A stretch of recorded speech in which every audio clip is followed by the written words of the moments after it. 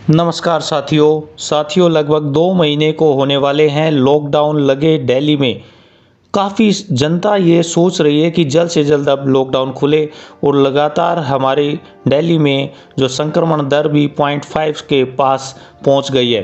तो श्री अरविंद केजरीवाल जी की press conference में महत्वपूर्ण जो जानकारियां दी गई उसमें लॉकडाउन में रियायत मिलेगी, ओड इवन में दुकानें खुलेंगी, सरकारी ऑफिस 50% कैपेसिटी में कार्य करेंगे, प्राइवेट ऑफिसेज भी 50% में कार्य करेंगे।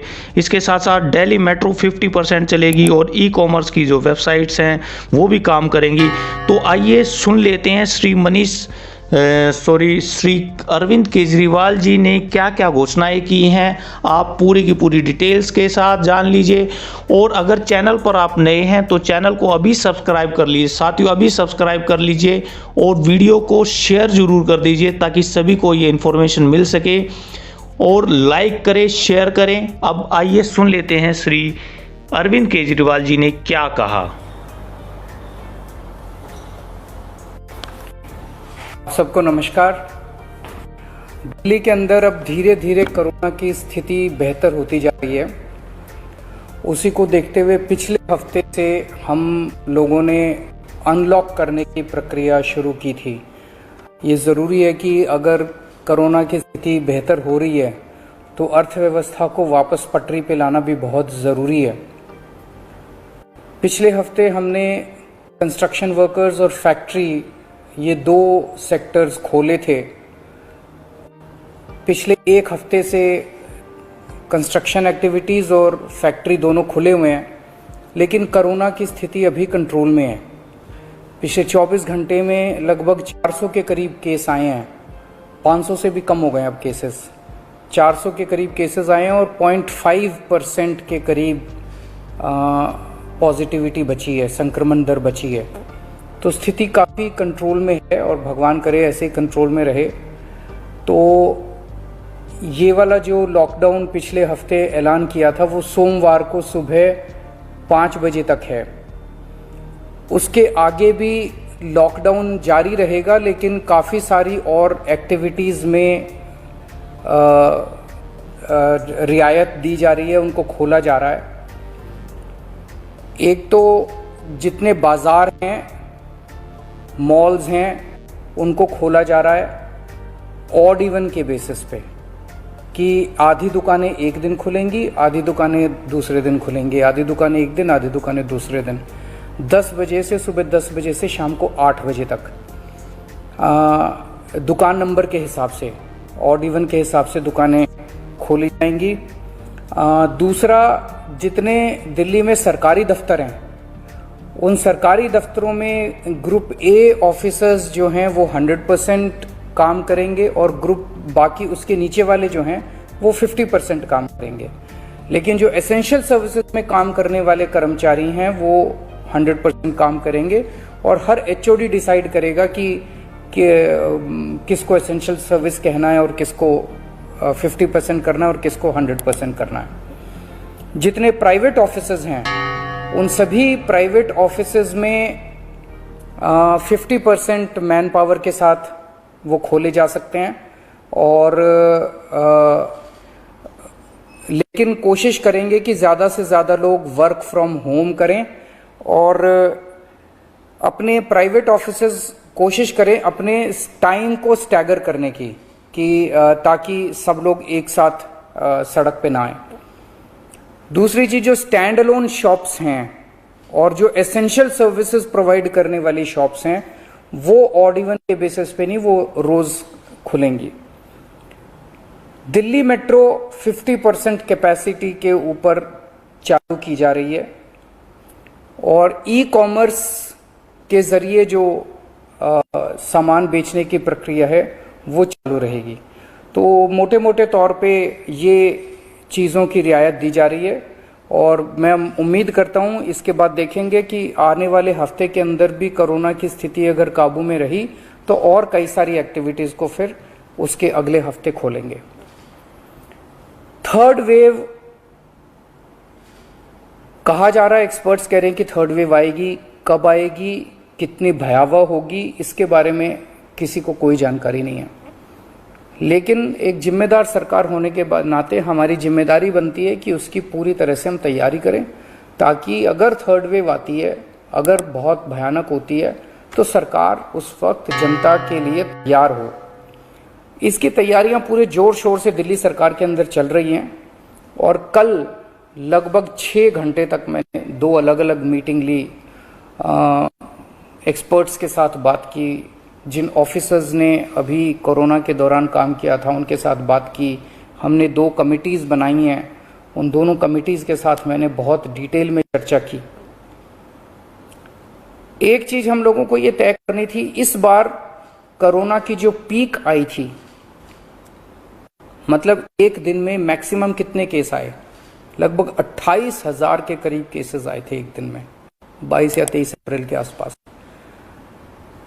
अगली पीक कितनी हो सकती है?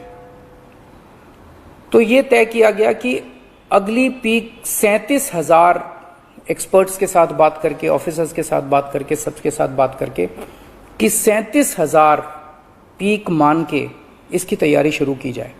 इसका मतलब ये नहीं है कि अगर इससे ज्यादा की पीक आएगी तो हम तैयार नहीं हैं, हम उसके लिए भी तैयार हैं, लेकिन एक तरह से 37,000 के बेस के ऊपर अगर हम तैयार हो गए तो फिर अगर उससे भी कहीं ज्यादा पीक आती है तो उसकी भी तैयारी हम लोग, उसकी भी, अगर 37,000 की तैयारी हमारी है तो फिर मान लीजिए और ज्यादा आती है तो उसकी तैयारी तो होगी उसके लिए हम ज्यादा तैयार हो पाएंगे।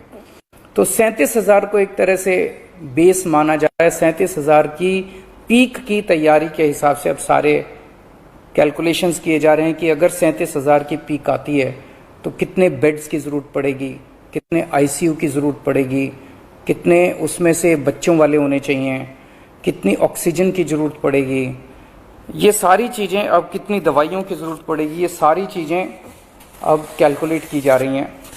एक पीडियाट्रिक टास्क फोर्स अलग से बनाई गई है।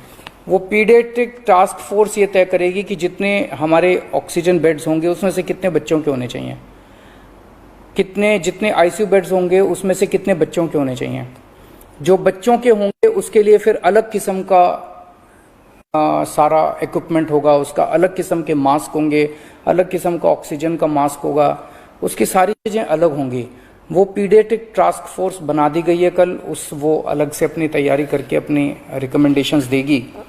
इस बार ऑक्सीजन की बड़ी कमी हुई थी और ऑक्सीजन की कमी की वजह से हम लोगों ने देखा कि कई बार ऐसे हुआ था जब ऑक्सीजन बेड्स नहीं मिले थे, ऑक्सीजन के लिए काफ़ी संघर्ष करना पड़ा था। अल्टीमेटली अपने को सुप्रीम कोर्ट के इंटरवेंशन के बाद केंद्र सरकार के सहयोग से अपने को ऑक्सीजन मिली, लेकिन जब तक ऑक्सीजन नहीं मिली तब तक दिल्ली में त्राही त्राही मच गई थी।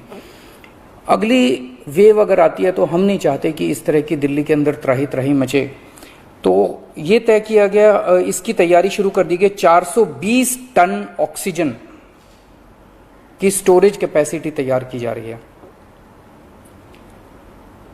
इंद्रप्रस्थ गैस लिमिटेड से बात की गई है और उन्हें 150 टन ऑक्सीजन प्रोडक्शन का प्लांट, 420 टन ऑक्सीजन तो स्टोरेज कैपेसिटी क्रिएट की जा रही है और 150 टन ऑक्सीजन प्रोडक्शन करने के लिए उनको प्लांट लगाने के लिए कहा गया है। उन्होंने कहा 18 महीने लगेंगे, लेकिन जो भी है शुरुआत कहीं ना कहीं तो अपने को करनी पड़ेगी। इसके अलावा इस बार सबसे बड़ी दिक्कत आई थी टैंकरों की। ऑक्सीजन के टैंकर नहीं थे दिल्ली में, दिल्ली इंडस्ट्रियल स्टेट नहीं है, इसीलिए अपने पास ऑक्सीजन टैंकर है ही नहीं दिल्ली में। तो 25 ऑक्सीजन टैंकर्स खरीदे जा रहे हैं ताकि अगर इस तरह की दिक्कत आए ऑक्सीजन की तो हमारे पास अपने टैंकर होने चाहिए। 64 छोटे छोटे ऑक्सीजन के प्लांट्स लगाए जा रहे हैं, वो ऑलरेडी लग रहे हैं और हमें उम्मीद है कि अगले कुछ हफ्तों के अंदर, 1-2 महीने के अंदर ये 64 ऑक्सीजन प्लांट्स लग के तैयार हो जाएंगे। अब ये जो हमने डिसाइड किया कि 37,000 केसेस की पीक के हिसाब से हम काम करेंगे, तो उसके हिसाब से तय किया जाएगा कि कितने ऑक्सीजन बेड्स की जरूरत होगी, कितने आईसीयू बेड्स की जरूरत होगी। उसके हिसाब से फिर तय किया जाएगा कितने ऑक्सीजन सिलेंडर्स की जरूरत होगी। जैसे अभी थोड़े दिन पहले हमने 6,000 सिलेंडर चाइना से इंपोर्ट किए थे, तो और कितने ऑक्सीजन सिलेंडर्स की जरूरत होगी और कितने ऑक्सीजन कॉन्सेंट्रेटर्स की जरूरत होगी। अगले आने वाले 1-2 महीने के अंदर ढेर सारे ऑक्सीजन कॉन्सेंट्रेटर्स दिल्ली सरकार खरीदने जा रही है। दवाइयों को लेकर 2 अहम निर्णय किए गए। एक तो ये कि इस वेव में ये देखा गया कि व्हाट्सएप खूब तेजी से, व्हाट्सएप के ऊपर दवाइयां खूब तेजी से प्रिस्क्राइब की जा रही थी, और उसके ऊपर मतलब बात फैल जाए कि ये दवाई बड़ी अच्छी है, तो पूरे समाज के अंदर, पूरे शहर के अंदर, पूरे देश के अंदर उस दवाई की अफरा तफरी मच जाती है। तो एक डॉक्टर्स की और एक्सपर्ट्स की टीम बनाई जाएगी। अगर किसी दवाई की डिमांड होती है तो वो डॉक्टर्स एग्जामिन करके बताएं कि इस दवाई से कोरोना में फायदा होगा कि नहीं होगा। अगर डॉक्टर कहते हैं होगा तो सरकार उस दवाई को मुहैया कराने की कोशिश करेगी, और डॉक्टर अगर कहते हैं कि ये दवाई बिल्कुल बेकार है, इससे कोरोना में कोई फायदा नहीं होगा और लोग इसके पीछे भागना बंद करें, तो जनता को उसके बारे में जागरूक किया जाएगा कि इस दवाई के पीछे भागना बंद कीजिए। एक ये। दूसरा, जो जो इम्पोर्टेंट दवाइयां हैं उनकी लिस्टें बना ली गई हैं, उसका कितना बफर, कितना स्टॉक चाहिए होगा, उतना बफर स्टॉक क्रिएट किया जाएगा। अब एक्सपायरी डेट्स किस दवाई की कितनी है, एक्सपायरी डेट्स को ध्यान में रखते हुए उन सभी दवाइयों का बफर स्टॉक क्रिएट किया जा रहा है, ताकि अगर जरूर, और प्राइवेट अस्पतालों के भी आदेश दिए जा रहे हैं कि वो भी अपने बफर स्टॉक्स इस तरह से तैयार रखें ताकि अगर महामारी आती है तो हम उसके लिए तैयार रहें। इसके अलावा 2 जीनोम सीक्वेंसिंग लैब्स बनाई जा रही हैं LNJP हॉस्पिटल में और ILBS में, ताकि हमें भी पता रहे कि दिल्ली के अंदर जो भी वेरिएंट आ रहा है वो वेरिएंट कौन सा वेरिएंट है, पुराने वाला है या कोई नया वेरिएंट आ गया है, और हमें इस बारे में क्या एहतियात बरतने की ज़रूरत है, हम एक्सपर्ट से पूछ सकते हैं। तो ये बहुत सारी चीज़ें कल चर्चा हुई, ये कुछ चीज़ें मैंने आपको बताई हैं, और आपको यही आश्वासन देना चाहता हूं कि आपकी सरकार पूरी तरह से 24 घंटे लगी हुई है इसमें। मैं उम्मीद करता हूं कि अब कोई तीसरी वेव नहीं आनी चाहिए, उसके पहले हम कोशिश करेंगे अपने लोगों को वैक्सीनेट कर दें, लेकिन अगर तीसरी वेव आती है तो लोगों को तकलीफ नहीं होनी चाहिए, इसके बारे में हम पूरी कोशिश करेंगे। नमस्कार।